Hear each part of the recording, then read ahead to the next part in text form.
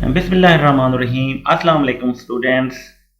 Today topic is applications of plant tissue culture. कि plant tissue culture की applications कौन कौन सी हैं या प्लांट टिश्यू कल्चर के फ़ायदे कौन से हैं और प्लांट टिश्यू कल्चर को हम कहाँ कहाँ अप्लाई कर सकते हैं। चलें देखते हैं कि इसकी एप्लीकेशंस कौन सी हैं। Number 1 is secondary metabolites. Tissue culture helps in large scale production of useful compounds and secondary metabolites by using genetically engineered plants. Secondary metabolites को अगर हमने लार्ज स्केल पे प्रोड्यूस करना हो तो टिश्यू कल्चर की मदद से हम जेनेटिकली इंजीनियर्ड प्लांट से को यूज़ करते हुए सेकेंडरी मेटाबोलाइट्स या यूजफुल कंपाउंड्स को लार्ज स्केल पे प्रोड्यूस कर सकते हैं। अब ये सेकेंडरी मेटाबोलाइट्स होते क्या हैं? Secondary metabolites are compounds that are not required for growth and reproduction of an organism but are produced to confer a selective advantage to the organism. वैसे तो सेकेंडरी मेटाबोलाइट्स वो कंपाउंड होते हैं जो कि ग्रोथ और रिप्रोडक्शन में इस्तेमाल नहीं होते, लेकिन ये कुछ ख़ास फ़ायदे उस जानदार को देते हैं जिसमें ये पैदा होते हैं। जैसे कि किसी भी जानदार में ये सेकेंडरी मेटाबोलाइट्स जो हैं उसके होस्ट डिफेंस सिस्टम को स्ट्रॉन्ग करते हैं, तो इनका प्रोड्यूस होना बहुत ज़रूरी होता है और इनको हम ट्रांसजेनिक प्लांट्स को यूज़ करते हुए टिश्यू कल्चर की मदद से इनको हम प्रोड्यूस कर सकते हैं। अब चलते हैं, देखते हैं नेक्स्ट एप्लीकेशन कौन सी है। Multiplication of plants. कि अगर हमें किसी खास कमर्शियली इम्पोर्टेंट प्लांट्स को मल्टीप्लाई करना हो या उस ख़ास इकोनॉमिकली इम्पोर्टेंट प्लांट्स के बहुत ज़्यादा तादाद में प्लांट्स प्रोड्यूस करने हों तो हम टिश्यू कल्चर की मदद से वो प्लांट्स प्रोड्यूस कर सकते हैं और वो भी बहुत कम वक्त में। तो ये बहुत काफ़ी अहम एप्लीकेशन है कि हम टिश्यू कल्चर की मदद से हम इकोनॉमिकली इम्पोर्टेंट प्लांट्स को मल्टीप्लाई कर सकते हैं bye micro propagation. Next application is disease free plants. Tissue culture helps in eradication of systemic diseases in plants and raising disease free plants. तो टिश्यू कल्चर की मदद से हम प्लांट्स के अंदर वो डिजीज़ जो सिस्टमिक होती हैं, जो कि पूरे के पूरे प्लांट्स में होती हैं, उनको हम ख़त्म कर सकते हैं और डिजीज़ फ्री प्लांट्स प्रोड्यूस कर सकते हैं।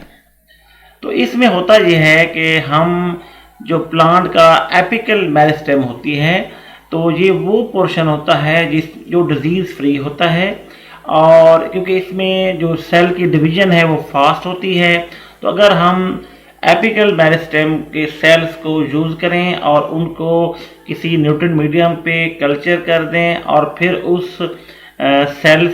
सेल से हम प्लांट्स प्रोड्यूस करवा लें, तो वो जो प्लांट्स होंगे वो डिजीज़ फ्री प्लांट्स होंगे और उनमें वो बीमारी नहीं होगी।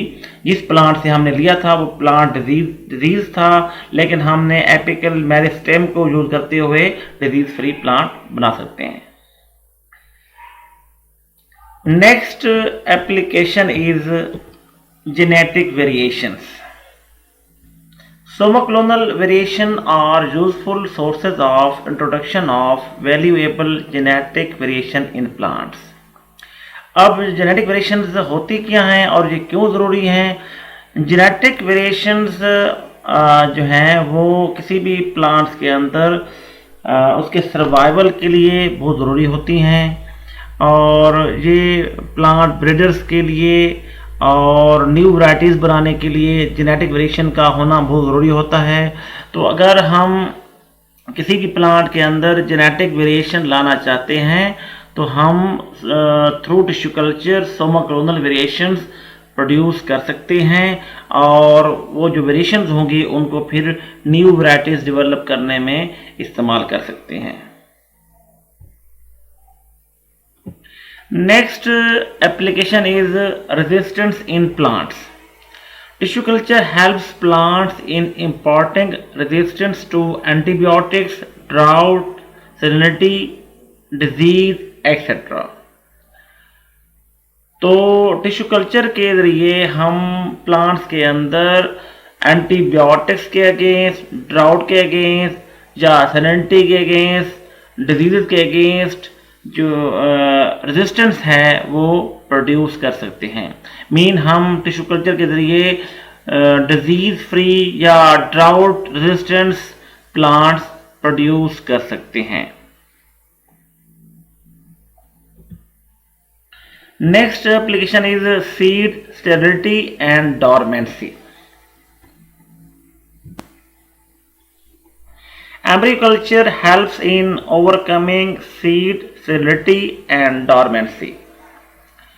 तो जो एम्ब्रियोकल्चर है वो सीड स्टेरिलिटी और डॉर्मेंसी को ओवरकम करने में हेल्प करता है। होता इस तरह है कि अगर कोई कमर्शियल या इम्पोर्टेंट प्लांट है और उसके जो सीड्स हैं वो स्टेराइल हैं और या वो डॉर्मेंट हैं और वो ग्रो नहीं कर सकते, उग नहीं सकते, तो हम थ्रू टिश्यू कल्चर हम उनके एम्ब्रियो को एक्सरसाइज करके मीडिया पे ग्रो करवा सकते हैं और उनसे नए प्लांट्स डेवलप कर सकते हैं। तो इस तरह हम सीड स्टेरिलिटी या सीड डॉर्मेंसी के इशू को हल कर सकते हैं। Next application is somatic hybrids and hybrids. Somatic hybrids and hybrids overcome species barriers and sexual incompatibility and produce hybrid plants with desired combination of traits।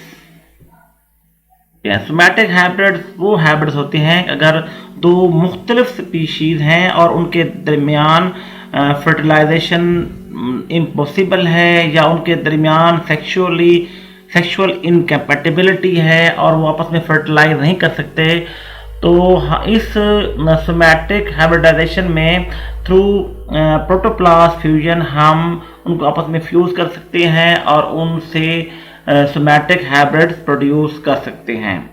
इसी तरह जो हाइब्रिड्स हैं या सोमैटिक हाइब्रिड्स हैं वो क्या होते हैं? Somatic hybrids are cells or plants containing nucleus of one species but cytoplasm from both the parental species। इसमें क्या होता है कि जो न्यूक्लियस होता है वो सिर्फ एक स्पीशीज से जाता है और जो साइटोप्लाज्म है वो दोनों पेरेंटल स्पीशीज से होता है और इस तरह जो इनके फ्यूजन से जो भी जानदार प्रोड्यूस होता है उसको हाइब्रिड्स कहते हैं।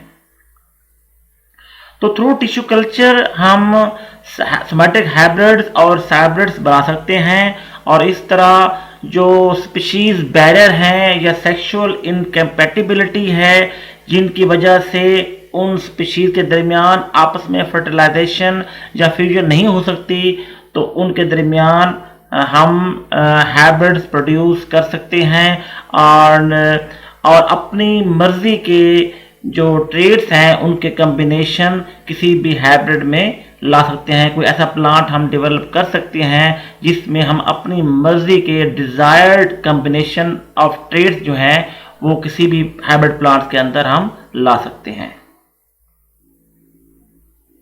मिसाल के तौर पर अगर हम चाहते हैं कि किसी भी फ्रूट के अंदर सीड्स ना हों तो हम वो सीड्स रिमूव कर सकते हैं, या किसी प्लांट के अंदर हमने टेस्ट डेवलप करना है तो वो टेस्ट डेवलप कर सकते हैं। इस तरह किसी प्लांट के अंदर शुगर कंटेंट जो है वो इंक्रीज कर सकते हैं।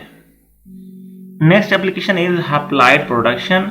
Haploid production in culture helps to solve various problems of genetic studies and thus aids the plant breeders for producing new varieties. Haploid production जो है वो थ्रू टिश्यू कल्चर होती है और वो पोलन सेल से या एग सेल से स्टार्ट होती है और ये अप्लाइड प्रोडक्शन जो है ये काफ़ी सारी जेनेटिक प्रॉब्लम्स की जो स्टडीज़ हैं उनको सॉल्व करने में हेल्प करती है, और ये प्लांट ब्रीडर्स को हेल्प करती है टू प्रोड्यूसिंग न्यू वैरायटीज़। तो न्यू वैरायटीज़ बनाने में अप्लाइड प्रोडक्शन का अहम किरदार है। तो अप्लाइड प्रोडक्शन जो है वो थ्रू टिश्यू कल्चर पॉसिबल है। Next application is synthetic seeds. Production of synthetic seeds via somatic embryo differentiation for commercially important plants helps to achieve increased agricultural production. किसी भी कमर्शियली इम्पोर्टेंट प्लांट्स में अगर seed बनना मुश्किल है या impossible है तो थ्रू टिश्यू कल्चर या थ्रू सोमैटिक एम्ब्रियो डिफरेंशिएशन उन प्लांट्स के अंदर सिंथेटिक सीड्स प्रोड्यूस किया जा सकता है। और सिंथेटिक सीड्स जो हैं ये एग्रीकल्चरल प्रोडक्शन को इंक्रीज करने में काफ़ी हेल्पफुल हैं। Next application is biomass energy.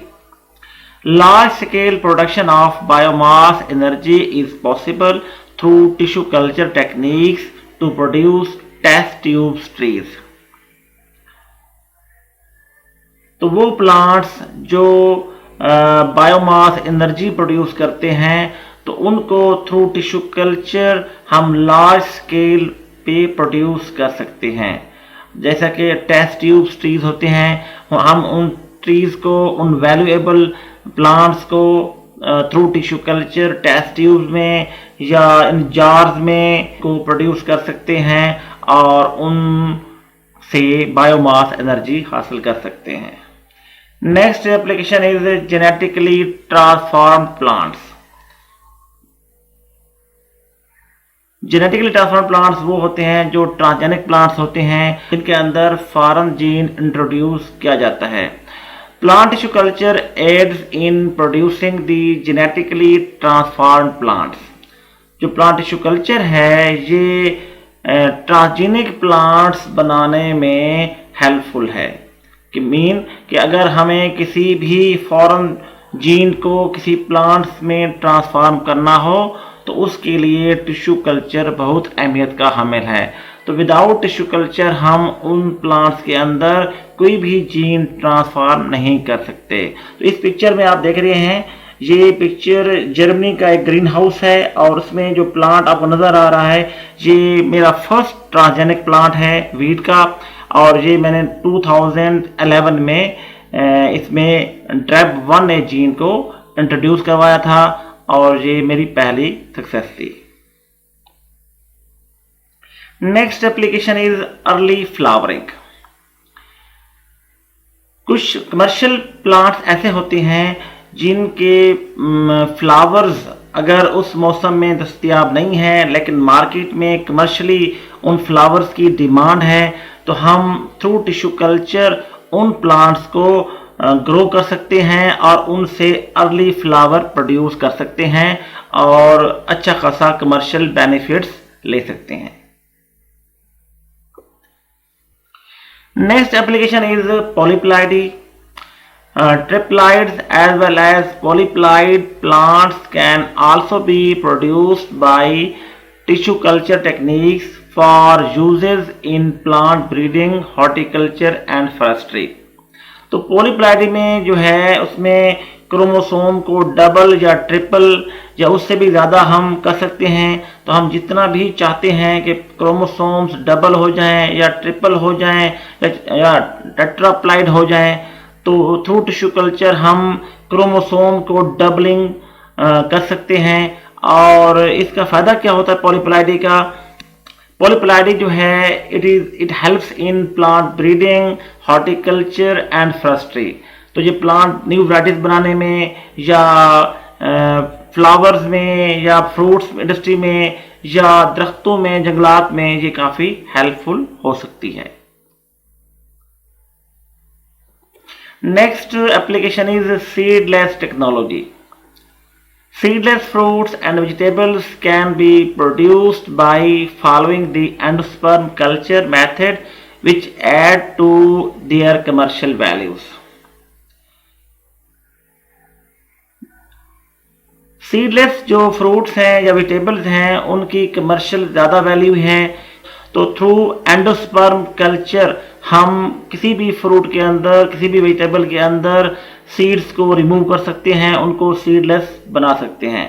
तो ये जो है थ्रू टिश्यू कल्चर ही पॉसिबल हो सकता है। Next application is nitrogen fixation ability. Increased nitrogen fixation ability can be achieved through association of tissue culture techniques with genetic engineering. तो अगर क्योंकि जो लेग्यूम्स क्रॉप्स होते हैं उनके अंदर नड्यूल्स फॉर्मेशन होती है, लेकिन जो नॉन लेग्यूमिनस क्रॉप्स हैं उनके अंदर नड्यूल्स नहीं होते, तो वो नाइट्रोजन फिक्स नहीं कर पाती। तो थ्रू टिश्यू कल्चर और जेनेटिक इंजीनियरिंग के हम उन नॉन लेग्यूमिनस प्लांट्स के अंदर नड्यूल्स प्रोड्यूस करवा सकते हैं और उन प्लांट्स में नाइट्रोजन फिक्सेशन एबिलिटी जो है वो इंक्रीज कर सकते हैं, और इस तरह हम अपने एग्रीकल्चर की प्रोडक्शन को इंक्रीज कर सकते हैं। The last application is plant pathological study. Callus cultures are useful in plant pathology as they act as an effective tool in the study of mechanisms of disease resistance and susceptibility.